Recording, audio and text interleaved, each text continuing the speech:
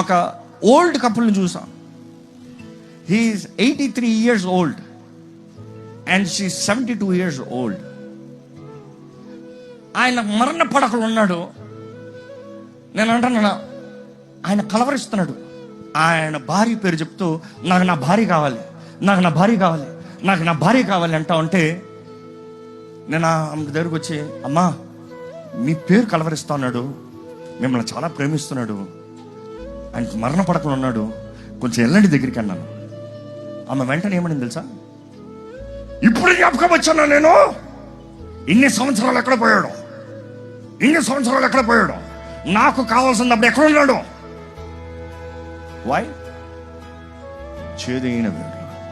తర్వాత అడిగాను, కూర్చుని వాళ్ళ పిల్లల్ని అడిగాను, ఎప్పుడు ఏమైందంటే, వారు వివాహమైన ప్రారంభంలో జరిగిన విషయాలు అమ్మగారు ఎన్ని సంవత్సరాల తర్వాత, ఇంచుమించు 50-60 సంవత్సరాల తర్వాత మాట్లాడుతున్నారు. అంటే క్షమించారా? దేవుణ్ణి భయం కలిగి ఉన్నారా?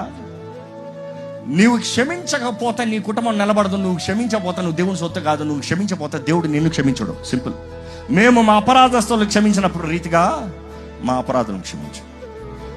ఊరంతా క్షమిస్తాం కాదండి, ఊరందరికి క్షమిస్తారంట, ఊరందరికి మంచోడంట, సొంత భార్యని క్షమించాడంట. ఆ రోజు నువ్వు అట్లా అన్నావు, ఆ రోజు నువ్వు అందరి ముందు అట్లా అన్నావు, ఆ రోజు ముందు నా పరువు తీసావు, ఆ రోజు ఎప్పుడు అయిపోయింది, ఈ రోజులో ఉన్నావు, కృపలో ఉన్నావు. దేవుడు అవకాశం ఇచ్చాడు, నీ కుటుంబాన్ని వర్ధలింపజేస్తానికి, ఫలింపజేస్తానికి, ప్రేమించి కరుణించి దేవుడు తన కార్యం జరిగించాలని ఆశతో ఉన్నాడు. ఈరోజు చాలామంది క్షమించరాని మనస్సుతో డిస్టెన్స్, కుటుంబాలు వేరైపోతుంది. ఎవరిని గాయపరచలేరు అని చెప్పలేము. తప్పకుండా ఒకరిని ఒకరు గాయపరుస్తారు అనేది 100% వాస్తవం. ఎవడన్నా ప్రతి భార్య భర్తలు అడగండి, ఒకరినొకరు 100% గాయపరుస్తారు, తెలుసో తెలియకునో. కానీ ఒకరిని ఒకరు క్షమిస్తాం అనేది దేవుని వాక్యం తెలియజేస్తుంది. దేవుని వాక్యం మొత్తంలో దేవుడు మనల్ని ప్రేమిస్తున్నాడు అనేటప్పుడు దేవుడు మనల్ని క్షమించాడు. Forgive each other.